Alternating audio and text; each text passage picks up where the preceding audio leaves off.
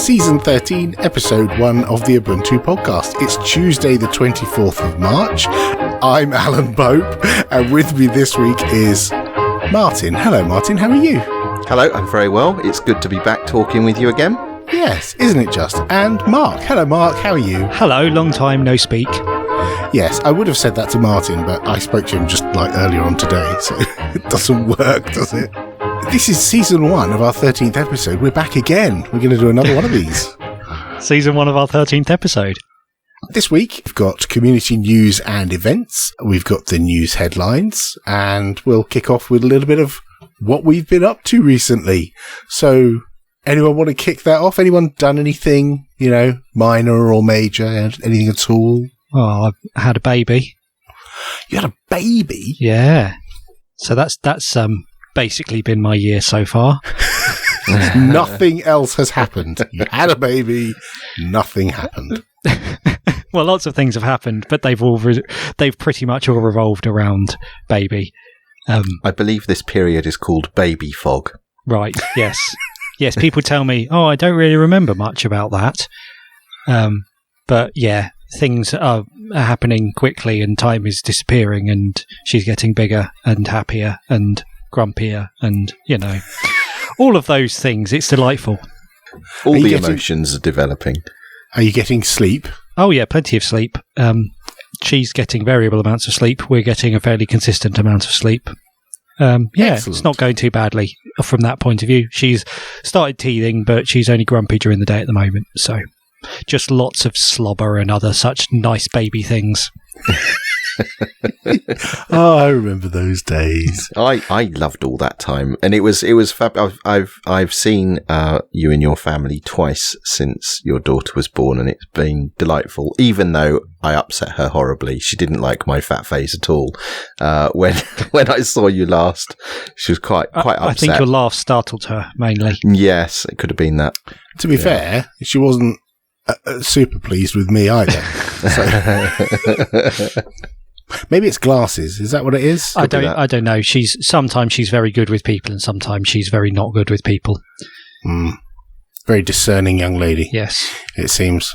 In any case, Mark, it's lovely to have you back on the podcast after your break that you took. Towards the end of last season. So yeah, remember that. Thank you for coming back and joining us. Yeah, it wasn't the same without you. Those were some fun-packed shows that you did without me. They were long. We were terrible at keeping time without you here. Yeah, we've implemented a new regime to help Martin shut up. I thought the new regime were just going to make longer shows this season.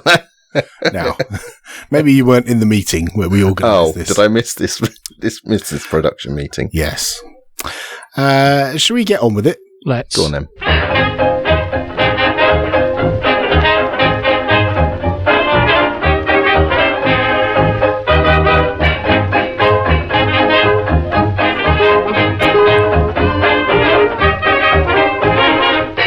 And now it's time for some community news and maybe events.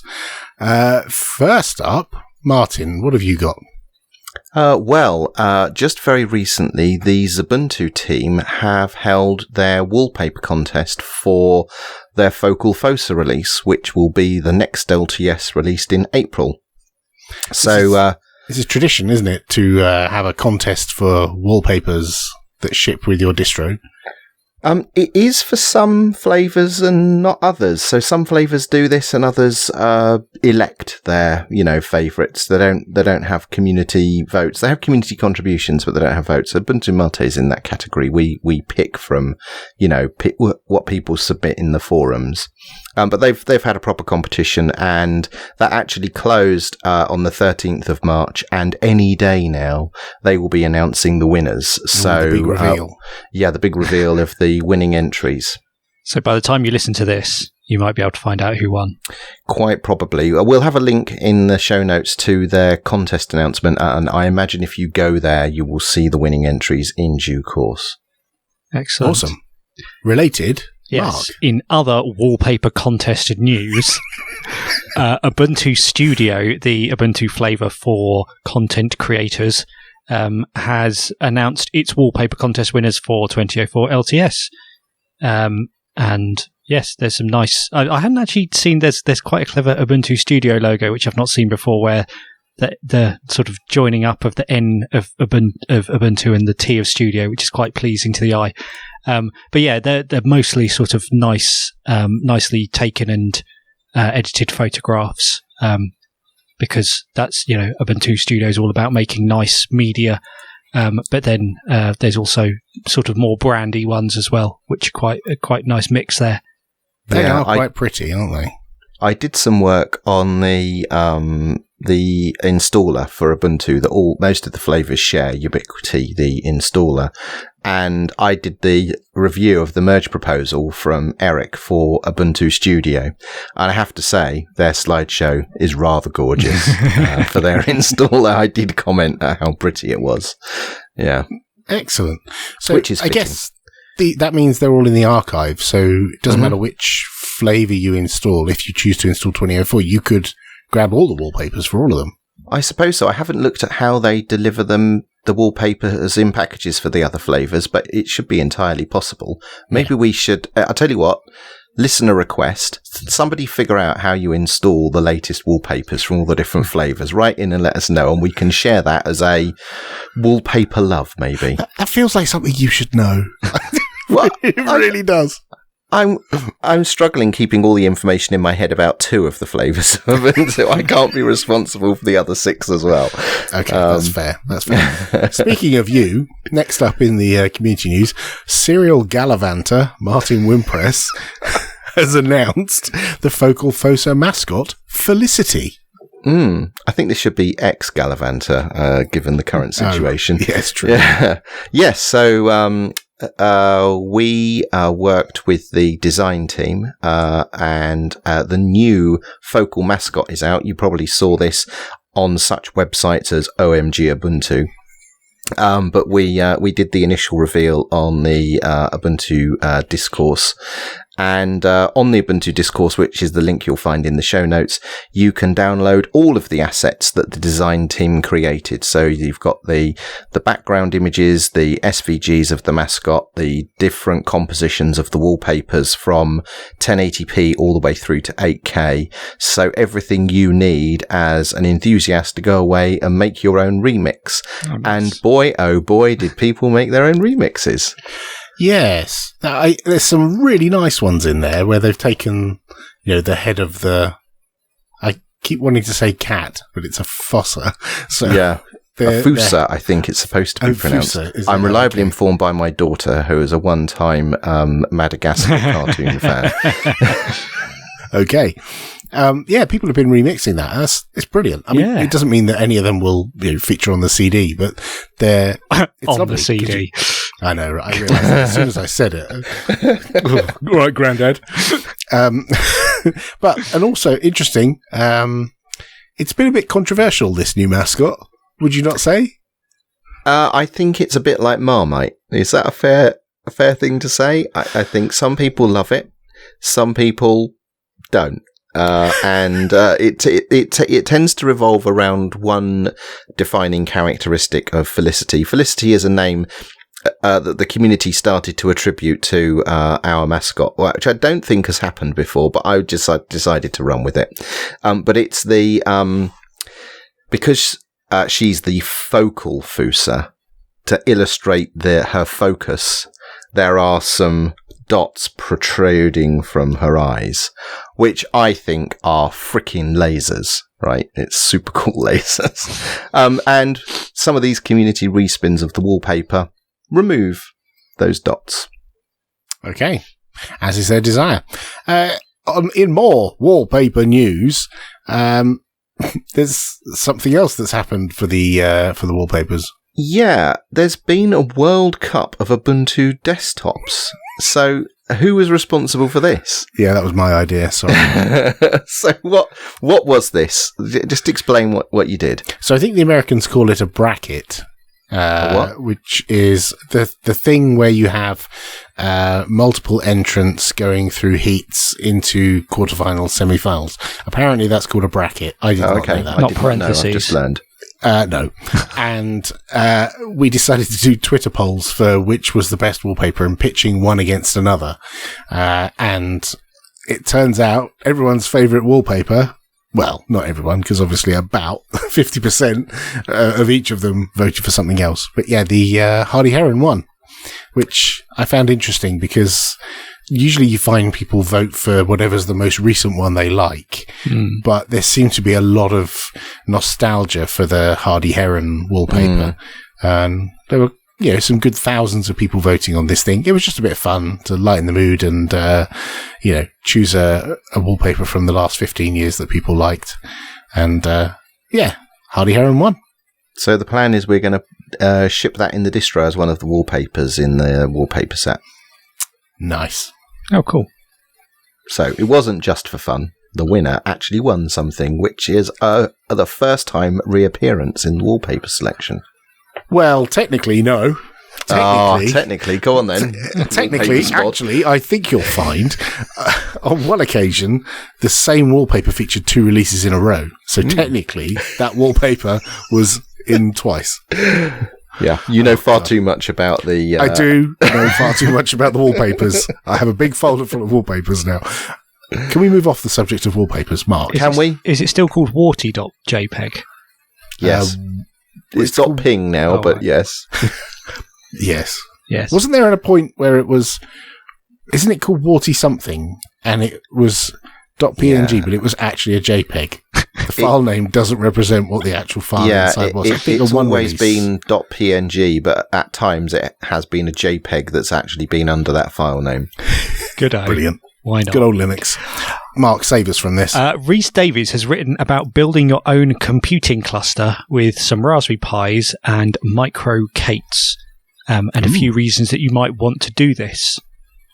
So some of the things he talks about, this is basically where you sort of stick a load of Raspberry Pis together and then you treat them as a little cluster that you can run containers on.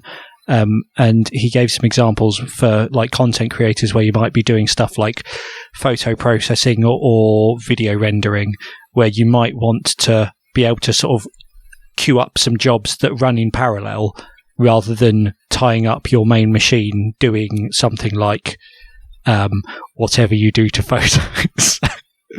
Processing. The various processing stages that you go through with a photo off a camera before you print it or publish it or whatever you do with it.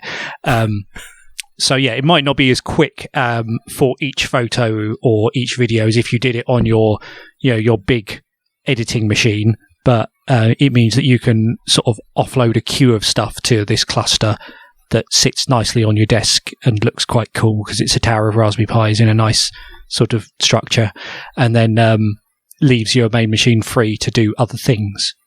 Yeah. It's pretty cool. I've always wanted to make a cluster of Raspberry Pis, but every time I buy one, it has one specific use, and they're all completely different. Like I've got a Model 2, a Model 3, and a Model 4. I feel like if I was going to make a cluster, something in me makes me think they should all be the same. Oh, yeah. OCD won't allow any other configuration. Yeah. And they wouldn't stack properly, and the cables wouldn't be managed nicely.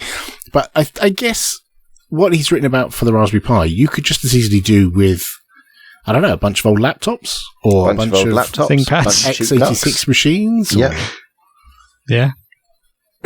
Yeah. And so the blog post really explains why you want to do this. And I like his conclusion, which is basically is why not? This is cool and fun.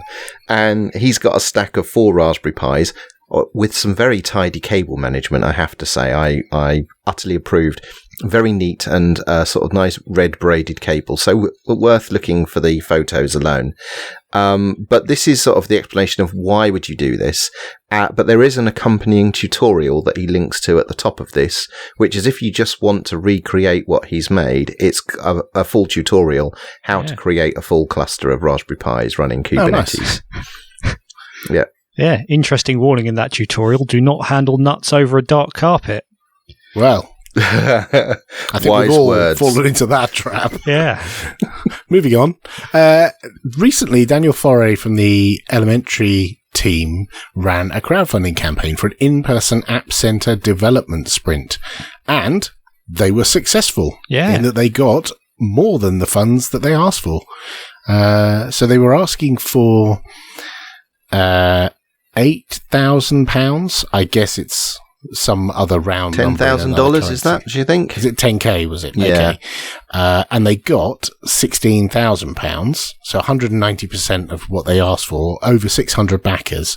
And the idea behind this was to pay for the elementary team and some other people who would also be collaborating with them on some projects to all fly to a central location and work on improving the app store that they have built into elementary called App Center. And they've got some key things they wanted to achieve. They wanted to improve privacy, security, stability, empower developers to ship apps with cutting edge technologies. I don't know what that means. Streamline the payment process, which does sound good, because if you can make it easy to swipe people's credit cards virtually, that's good. Mm-hmm. And expand the market for App Center apps, making them more easily available on other Linux operating systems. So the work that they're doing is not just for elementary, it could be used on other distros as well. Now, the fly in the ointment is this whole virus thing has meant that actually they can't do it as a in-person development summit, which the timing is atrocious, and it's awful for them that this has happened like immediately after they've had such a successful campaign. But it looks like they're doing as much of the work remotely, and they'll use those funds for other things, or have another event later in the year, perhaps, when all this nonsense calms down. Yeah, they were very thoughtful in how they laid out, you know, how they'd costed this, why it was the amount of money that they were asking for, how it was going to be attributed to different costs. So, utterly transparent with what they were intending to do, and I think they will be good custodians of this money in order to put it to good use for the benefit of the project as a whole. And I fully anticipate that once the new normal is over, then we will be seeing them rekindle this event and get together. And I can understand, you know, the advantage of this, you know, working remotely, even though we're a larger organization, the in-person sprints that we have are super useful for accelerating getting work done over a compressed period of time. Yeah, totally. And as well as that, because it's a crowdfunder, you're not just backing that, but you're also buying stuff, because they have some merchandise, including a rather nice App Center for Everyone mug and a delightful hoodie and some stickers and stuff. So if you backed it, then hopefully those things will be winging their way to you, and also some software will be developed. So that's cool. Yes, I'm looking forward to drinking my cup of tea whilst recording this very podcast with my App Center mug in the future. Awesome. And speaking of merchandise, one final bit of community news. Yes, the Ubuntu French loco, the local community team, now are well into their stride of a tradition of releasing their own version of the mascot as a t-shirt, and they have released their Focal Fusa t-shirts for sale. We'll have a link in the show notes, and in a traditional style, it is epic. They never fail to impress with their designs on their t-shirts. Yeah, they are very nice. So, obviously, nature of a podcast means we can't do justice to this, but there's a link in the show. Go and take a look, and if you like what you see, then buy one, because it isn't just buying a t-shirt. It's actually part of that money goes into the French loco kitty for their event management and all the rest of it, and it helps funds events that they run up and down and across France over the year.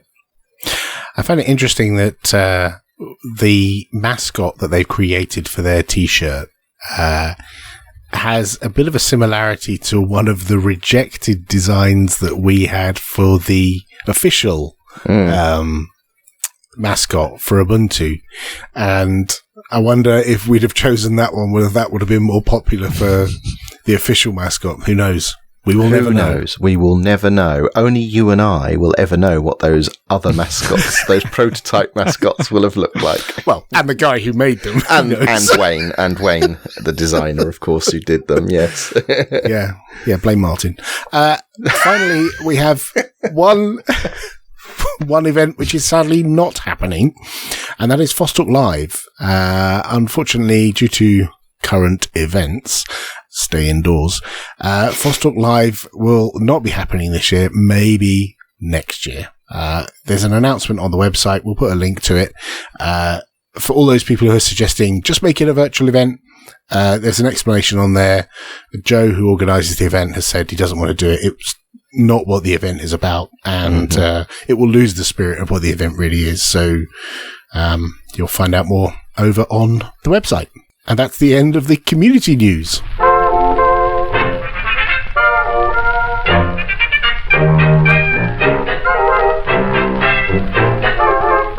And now it's time for the news. What's up first in the news, Martin? Right, well, I don't know if you've noticed, but a computer game you were excited to see the release of has in fact been released. And that is Half-Life Alyx, which is a VR game from Valve. And I think it's fair to say everybody absolutely loves it. You know how you see when something new comes out, whether it's a TV episode or a film or a computer game, people get all fired up about it, and people who can't get around to seeing it yet or can't get around to obtaining it yet are very keen to not see any of the spoilers. None of that for me. I was all over YouTube videos watching other people playing this game. Looks amazing. I haven't got the capability. I haven't got a GPU. I haven't got a VR headset or anything. But I was just enjoying vicariously through various YouTubers the thrill of playing Half-Life Alyx. It does look amazing. It does look amazing. And I can't believe I'm about to say this. I've ordered a VR kit just to play this game. How many years did you predict that VR was not going to be a thing? This would be my 5th year that I'm... So I think that Valve have genuinely moved the needle on what it is to be a VR game with Half-Life Alyx. They have, and this is the correct use of the word, they have revolutionised what it is to be a VR game. And I think everyone now is going to have to scramble to meet this standard. And I think Valve are well ahead of the curve.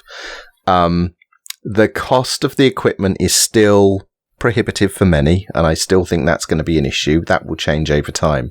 But I think they've made a format shifter here. You know, this is like the Matrix was for DVD sales in the late 1980s. I think this is the game that people will buy equipment because they want to play it, because it's so revolutionary.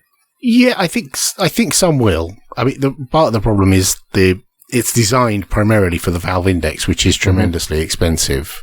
And while you can play it on other kit, and I'm sure it plays well enough on the experiences well enough on those other devices, obviously it's going to be better on the Valve Index. And that's quite a bunch of money. You've got to spend $1,000 plus whatever you need for the computer as well, don't you? It's not just an isolated bit of kit. You've got to have a computer capable of running this game plus this VR kit. Is it something you would buy, Mark? No, I wouldn't buy this because basically it's just way too much money. I mean, for all of the reasons that you just said, I mean, you're talking like, $2,000 worth of equipment for one game. And, you know, I mean, like you say, they may have got a format now that other people are going to follow, but, you know, until we're a few years down the line and the cost has come down and the number of games that you can play is a lot more, it's just not even on my radar. I mean, I like the idea of it. I think it looks like a really cool game. And, you know, if there was like a place I could go to play VR games that I could, you know, pay a few quid and play it for a couple of hours, then I'd definitely do that. But there's no way I would consider buying this myself. So I'm inclined to agree with you, Martin, that it does move the needle. But there are many other fun VR experiences out there. It looks like it's probably one of the better ones right now, but I can certainly see others coming along which are not necessarily as good big budget blockbusters, but would just be just as fun to play. So it does feel like that killer app for the hardware. Yeah, I looked at people playing this game with different VR hardware to see what was working well. And across the board, all of the VR sets are well supported to the extent of what those bits of kit can do. So Valve have been praised that they have solved a lot of problems that other people haven't, in that the experience is great on all of the equipment because it uses all of the equipment to the best of its abilities. But it is best on the Index. Like you say, the equipment therefore ranges between $400 to $1,000 depending on which bit of kit you get. And you have to have a PC, but most gamers do. So I think people are starting to get tempted into this now, and it's a very interesting game, and it will be interesting to see where Valve take their next VR titles off the back of this. Well, given you were one of the people who were the biggest VR naysayers, and it's convinced you to get one, then yes. Okay, next up, folding at home, the popular CPU utilization system and space heater and GPU utilization for science system has a distributed computing platform that you can run on your devices in order to run simulations of the coronavirus that's causing the COVID-19 pandemic in order to search for therapeutic opportunities. That's the marketing. I mean, it's a way for people to feel like they're contributing to this disaster, and a way for people to contribute something that they've already got, a computer that's sat there potentially doing nothing some of the time, and maybe it will help. And as a byproduct of that, they get some internet points that they can show their friends that my team did more protein folding than your team did. What do you think? I think it's a fun thing. They don't kind of big it up too much that you're going to solve all the problems with this. They say that each time you run folding at home is like a lottery ticket, and there's a chance that they might win and find a solution to something with it. But it's not. The odds aren't high, but that's why they have lots of people doing it in a massive distributed way. And, the technology of doing a massive distributed supercomputing thing is quite cool. And the scale that they've managed to reach with it is also very cool. They've said now it's as big as the 7 largest supercomputers combined. Wow. Not as big as all the Bitcoin mined ever, though. Well, this is where I got my start. So I used to be massively into folding at home competitively back in the early 2000s. And it was through that, like competing as a team and seeing your stats rise, being in that community of people when Bitcoin came along and people shifted to Bitcoin, and I went along too. I really didn't have any appreciation to what Bitcoin was back then. I was just moving to the next, computer mining, distributed computing thing. And it turned out I just happened to do that from very, very early on. So it's quite nice. I went back and I installed folding at home earlier today. There's somebody in the Ubuntu podcast community who's set up a team for us. So I thought, I'll do that. And what's changed since I last did this is that folding at home I can run on GPUs now, which I couldn't, like 15 years ago. My problem with these is just the compute that they use generates so much heat and uses so much electricity that I'm now paying for. And like everyone who's running this is obviously paying for their own compute time and contributing to this noble cause. And I don't know what it is about folding at home. I have a real resistance to folding at home, and I don't know. It's a personal problem because I'll quite happily run a thing that calculates prime numbers and super permutations. And I used to run distributed.net a long time ago trying to find whatever it was, RC5 hashes, collisions or something. But SETI and folding at home, which are two measurably useful things for humanity, I won't run. But these other stupid maths things, I will. My brain is broken and I don't know why. I'm sorry. But if you want to, then you can download the folding at home client and heat your house and consume your electricity, or someone else's if you're running it on somebody else's hardware. Yeah, if you have access to a data center.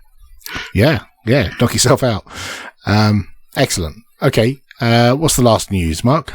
Well, Moodle, the open source virtual learning environment, has reported a 30% jump in its registered Moodle sites in the last week. So, whoa. Yeah. So, wow. When you install Moodle, you have the option to register your Moodle site, in which case it basically pings their server with a bit of information which you input and says, here's an instance which is running and here's where it is and the kind of environment it's being used in.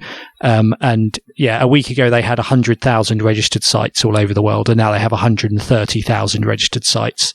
Golly. Yes. Is there any notion of how long-lived they are, or whether they're just being evaluated, or do they know if they still exist, or is it just a one-time thing? It does. Yeah, it does check. I think if you go on the site where it shows you the list of them, it tells you how long before it takes them off the list if it doesn't hear from them again.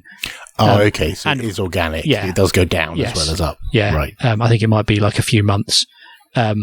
Yes, but this is as is being reported by the UN. I think that the about 80% of school children are currently at home due to school closures, which has led to this spike in people moving lessons online through various technologies, Moodle being one of them. And I think, Alan, you were saying about how your kids are doing stuff on iPads and have other virtual things set up. Sam's school uses Frog Learn, which is an alternative to Moodle, and Sophie's school are using and Sam's also using, strangely, they use iPads, but they use mostly Microsoft technology. They use OneNote and Office and Microsoft Teams for collaboration. And Sophie's school mostly uses Google Classroom and Zoom for chat. So she's attended classrooms. In fact, even before the whole school shutdown, she was remotely attending class using FaceTime on her phone. One of her classmates would open FaceTime and she'd call in hold the phone up to the class. Yeah, and put the phone on the desk, and she'd participate in the class when she was off for a few days. So I think it's amazing how all these tools, whichever one is chosen, has really enabled people to just completely change, almost overnight, the way in which children are educated around the world. It's a bit of a wake-up call for, do we really need to be sending these children to school? I realise there's physical education and other, human interaction and contact and stuff that they miss out, but it's quite surprising how quickly this has turned around. Agatha's doing her physical education at home because she's obviously been out of school now for just over a week. And there's some kid-friendly fitness instructors on YouTube, and they're doing physical education sort of learn along at the time of PE class slots, during the week. So Agatha's sort of following a day, a regular school day, and she's having breaks where she goes out in the garden, and then she does her PE with these online instructors. Cool. Pretty amazing. Yeah, another cool thing I saw through work, because of course just having the technology to take your class online doesn't necessarily mean you're going to do it well. There's a lot of pedagogy and resources and stuff that you need. So the Open Universities, where we have a lot of people who research online learning as well as doing it, they've put together a course for how to take your teaching online and how to get resources and things like that, which is on their Open Learn platform. And there's been quite an uptick in traffic to Open Learn over the past few days. Yeah, I guess it's been a steep learning curve for teachers. Yeah. Turning classroom-based education into something that can easily be taught online. It's a learning curve for them as well, I guess. Yeah. I mean, for the OU, it's basically been business as usual, apart from the staff not being there anymore, because the students are always being taught remotely. But for other schools and universities where they're more reliant on actually being there in person, there's a big change to make. I'll be interested to hear from our listeners if they have children, how they're being taught, what systems they're using, whether they're using Moodle or Frog or Google Classroom or what other technology is being used to enable them, and how they're getting on with it. Because I think by the time you listen to this, I think everyone will have had a good week or two at this, and you'll have some feedback. So that'll be interesting to learn. All right, that's the end of the news.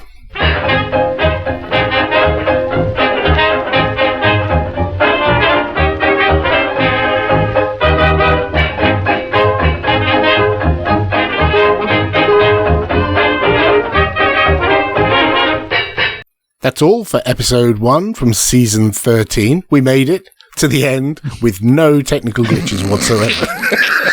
Tag lies. Yes, we'll edit all of that out. It'll all be magic. Thanks very much.